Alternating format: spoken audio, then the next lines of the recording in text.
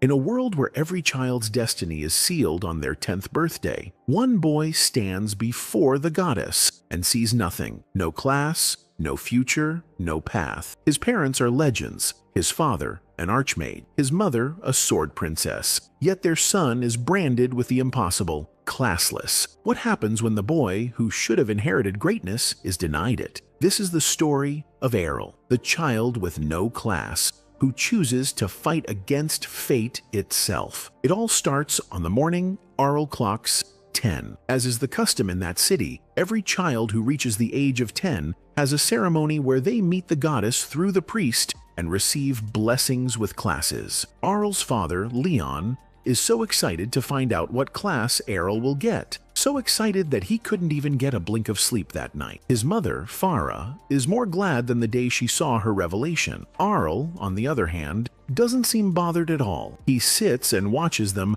blabber in their excitement. His sister is also glad about the class he will get, reminding him that the class a child receives is dependent on genetics, and since their parents are geniuses, there is sincerely no doubt about him. Leon teases him that if he gets a good class, several women will chase him. This makes his sister insecure, and she insists that he is too young for that. The happy family laughs that day without knowing what the future has in store for them. Later, the ceremony begins, and the priest stands in front of the goddess to call all the children. Each comes to the front, and he touches their heads. After touching their foreheads, they see a vision of items that signify their classes, and the priest announces the class. When it's Arel's turn, everyone claps excitedly. He seems to be the star of the day. The crowd talks about how his father is an archmaid and his mother is a sword princess. The union of such talented people just has to be the best. His sister also reminds him that classes are dependent on genetics,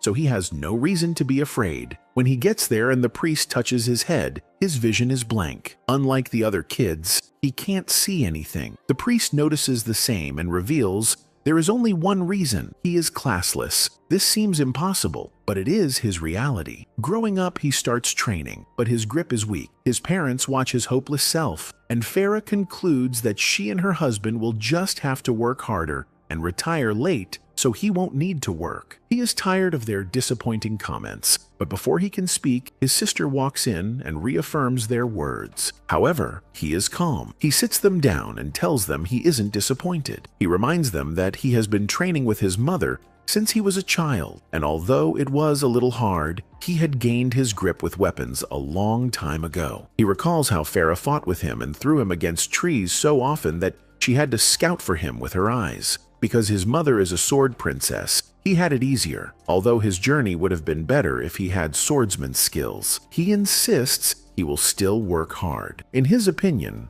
hard work can achieve what skills can, though it may take more effort. He is ready to do it. Hearing him speak excites his parents. He is indeed smarter than his age and will do great things. He excuses himself from their praises and asks to train on the field. As he approaches the field, he overhears two boys with the swordsmanship skill training. They commend how receiving skills made them feel stronger. Their bodies move with little effort, and they can do great things. When he arrives, they stop, recognizing him as the boy with no skills. They ask why he is on the field. He replies that just like them, he is there to train, but they counter, saying they aren't training, but showcasing their skills in a duel. Since he has no skill, they tell him to just watch and see how good having a skill can be. Unbothered, he watches them. He notices that while their grip is good, they can't maximize it, since all they rely on are skills. Confident, he asks to fight them. One boy proudly offers to duel, reminding him that he is classless and could die if he doesn't remember his place. He also asks if Arel has divine protection, and Arel says yes. The goddess gives every child divine protection at birth, granting strength and resilience so they can't die easily. Since Arel has that, the boy is glad he can beat him repeatedly, but when he raises his sword, Arel defends himself. The boy quickly realizes Arel is strong. His friend asks why he hasn't defeated Arel as planned. but he has no answer, so he calls his friend to join in. Errol defends himself against them both, and they even end up hitting each other instead. As they stop to re-strategize, Errol seizes the chance to strike one unaware, then forces the other to slip by using his friend's body. With both on the floor, Errol declares himself the winner. They protest, claiming he won by fraud, but then a red-haired youth arrives. He insults the boys for not being as strong as they claim and recognizes Errol as Farah's son. He remarks that fighting with his mother explains Errol's strength, but reminds him that he has no skills. He calls the boys pathetic, saying that's the only reason Errol won. Instead of overestimating himself, Errol should fight him to see the real difference.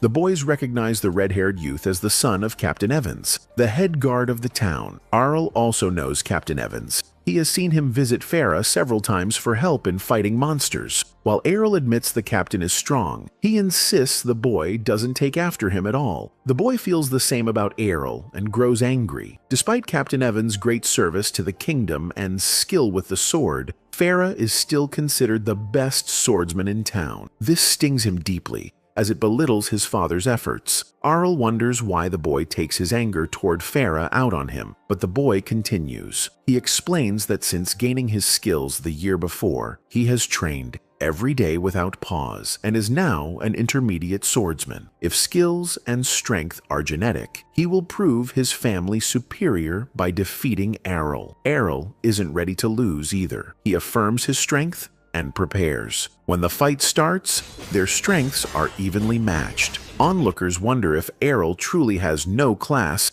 because he fights like an intermediate swordsman. Errol soon notices that the boy is fighting with emotion, leaving gaps in his defense. Errol presses closer to exploit them, but the boy counters with the twin blade slice, defeating Errol. It is Errol's first time seeing someone fight with two swords. The boy explains that it is an attack skill for classed warriors, one Errol can't defend against. Errol accepts the loss and returns home. Days later, his sister wakes him early, and since he isn't a morning person, they quarrel. After breakfast, he sets out to train, but his sister tries to stop him, saying he is too hard on himself. She promises she will create a world where he won't need to struggle. He ignores her and leaves. After he goes, she expresses concern to Farah, who reassures her. Farah shows her the box of broken swords Errol brings back each night, insisting that sparring with skilled peers is what gives him strength, so there's no need to worry. As expected,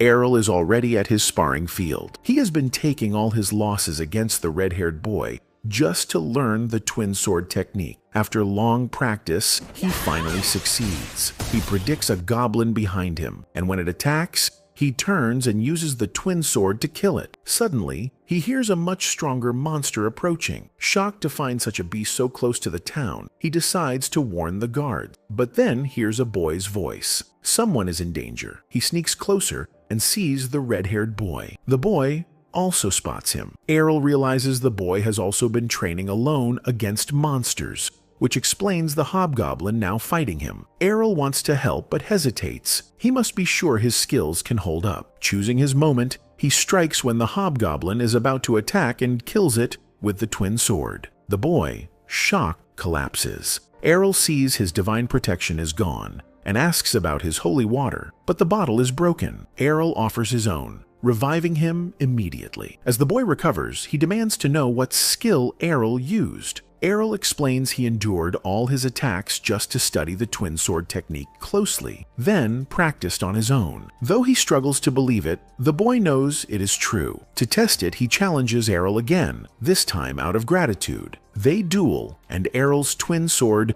shatters his blade. Then Errol surprises him by drawing a third sword. Even classed warriors cannot wield three, but Errol reminds him he didn't get his skills through class, so he doesn't have a limit. Through hard work, he can keep adjusting his strength until it works. The boy refuses to accept it, but in the rematch, he insists that there is no way Errol's sword can be faster than his own, and he hopes to win with that. However, Errol strikes him down. Walking away, Errol declares victory. Days later, Farah tells Leon that Evans's son is going to Brescia. Arel realizes it's the same boy and asks what Brescia is. They explain it as a guild for swordsmen, and Farah fondly recalls her time there before marriage. Excited, Arel longs to go too. But first, he must grow strong enough to be considered worthy. Can he do that? 5 years later, somewhere in a forest, a carriage with half a dozen passengers is on its way to Brescia, the city of swords.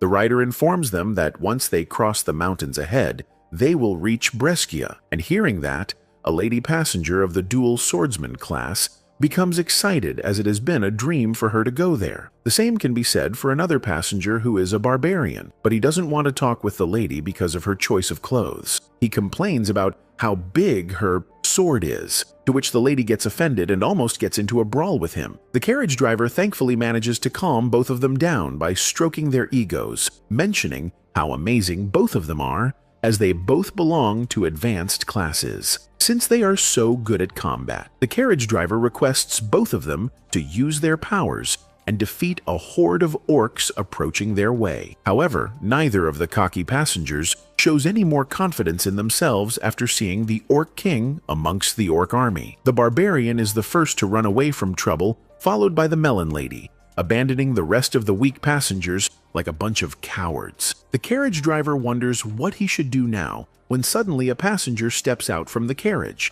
It's Errol, and he courageously storms into the enemies, attacking them with such speed that it looks as if he's invisible. The carriage driver recognizes Arel's move as the blink dash skill and eagerly watches the talented swordsman take on hundreds of orcs all by himself. As Arel cuts the enemies down, swinging his sword like it's dancing, the carriage driver becomes astonished, recognizing the skill to be the skill of the sword princess. Apparently, such a skill can only be mastered by women from the same class, so the carriage driver doesn't understand how this guy is able to use it. What he doesn't know is that our classless boy Errol here is blessed with the power of nepotism. So of course, he's super overpowered. It doesn't take Errol any time to defeat the Orc King as well. And once he finishes the job, he returns to the carriage, asking the driver to continue driving to Brescia, mentioning that he wants to go there to train and become stronger. The driver laughs reluctantly hearing that, because in his mind, the guy in front of him doesn't need any more training as he's already too damn strong. Imagine the driver's reaction if he learns that this guy is actually classless.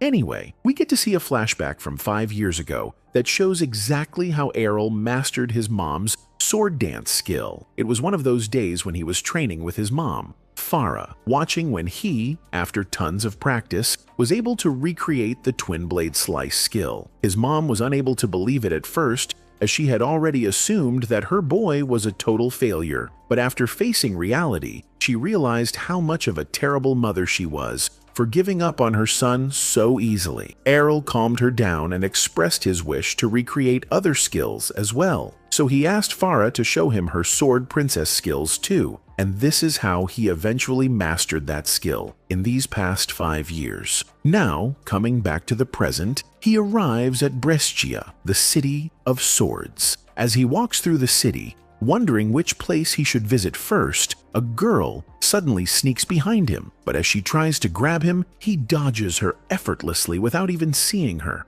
This makes the girl realize he's talented, so she begins her usual advertising before asking him to join her guild. Errol isn't interested in joining the guild of this obvious scammer, as he's certain that she's from a minor guild that has no members, but she literally starts to beg, promising him a date with her if he agrees to join. But he makes it clear that he isn't interested in flat earthers, shattering the poor girl's heart. Before walking away again, he has the audacity to ask her what the strongest guild of this city is, and the girl reluctantly tells him the name Black Blade, a guild with 8 A-ranked swordsmen. After learning the location from her, Errol heads there and learns from the guard that one must pass a test to join the guild. So he goes to the reception to register for the test, but the receptionist refuses to let him apply upon hearing that he's classless. He even humiliates Errol, so Errol has no other option but to leave quietly. He heads to several other guilds, but they all reject him for being classless. After failing everywhere, Errol finally chooses to use the power of nepotism and uses the letter of recommendation his mom gave him to join her old guild. But before he can head there, the girl from before comes nagging again and keeps following him like she has nothing else to do with her life. She even gets down on all fours, stating she'll lick his shoes if he joins her guild, but bro still refuses. As he avoids her, he goes to the location of his mother's guild. By the time he gets to the address he had, he can't find anything there. Before he could search farther, the young girl who has been avoiding him for a while comes there, and she is shocked that he had come to check them out. She asks if he will see their place, and she points out a big building. Seeing the building, he assumes that the guild is a big place. He asks her what had happened since they had such a big structure before, and quickly concludes that they fell from glory. Well, he is right. She reluctantly agrees that they fell from glory, but brags that, with time, they will get their glory back and he will be shocked. She brags that they have the dual sword king, and their dragon fang will recover. Hearing that reminds him of his mother's words. She had said the head of her guild was the dual sword king, and their guild was named after one of his skills, the dragon fang. He realizes that was his mother's former guild, so he has no choice, and he follows her. He enters, and the girl sees her father, who is the head of the guild,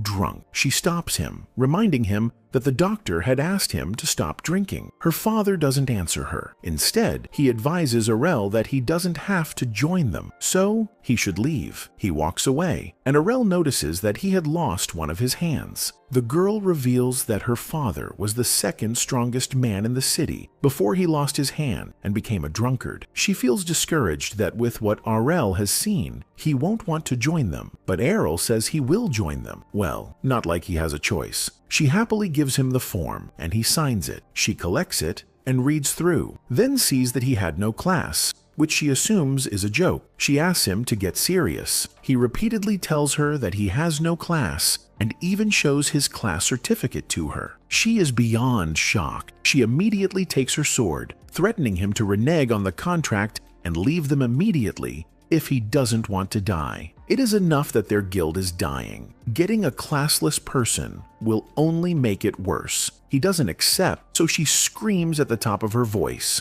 Her screams attract the attention of the only member of the guild, a red-haired girl who enters the room. She calls the little girl Lilia and asks why she is screaming at the top of her voice. Lilia reveals that she thought she had a new member, but she is shocked she had brought a classless person. The red-haired lady, named Reiner, claims she knows Arl and that she is from the same city with Arl. She insists that she and Arl trained together, but Arl denies her vehemently. He admits that there was a boy with her hair color that he trained with, the son of Captain Evans. Reiner looks at him in disgust, saying that Captain Evans had just a child, and it is a daughter, so it is her. Well, I am as shocked as Arel because I referred to this lady as a man too. Well, Arel apologizes to her for assuming she was a man, and she also admits that she had changed a lot since she started keeping her hair. Well, her hair isn't the only thing that changed. Even her body is totally changed. Arel feels the urge to say that, but it may be wrong, so just like me, he keeps quiet.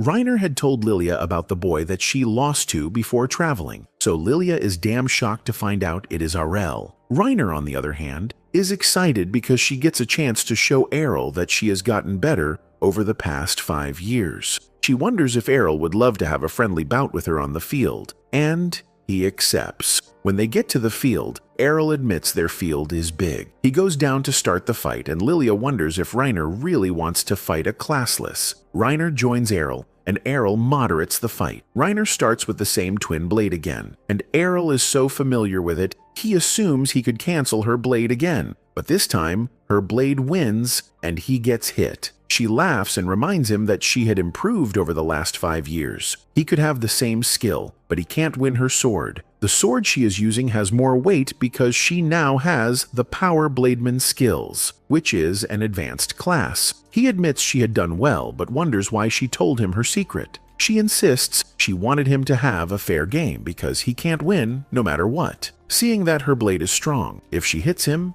he could die. So he uses defense. He holds off her blade, and when she assumes she saw a lapse, she hits him. But he disappears and appears behind her with a hit. He is using the afterimage skills, which are only for A class. She asks how he could learn that without a class, and he reminds her how much hard work can do. He sees that his hit didn't do any damage to her, and she reveals she got another skill that conceals damage, so no matter how much he hits her, she can't get injured. Fair enough. He just has to use a better skill. He hits her again, this time with a counter skill he got from his mother, the Sword Princess, and she gets terribly injured. She falls and cries that she lost again, despite getting stronger. Errol commends her strength but reveals that he got tougher too. Indeed, so much must have happened for him to get this strong. Lilia comes to give her the spirit water and chastises him for making her cry. Reiner walks away in tears. Lilia takes Arel inside and welcomes him to the guild. He reminds her that she wanted him off before, but good for her. He had signed the contract, and now he has no choice. He asks how their guild had gotten destroyed, and she reveals they are indebted. He asks her how much they owed, and she whispers it to his ears. She encourages herself that the guild competition is coming soon, and they can recover the money if they win. That is why she was looking for a new member, because they have to be 3 to apply. He is fine with it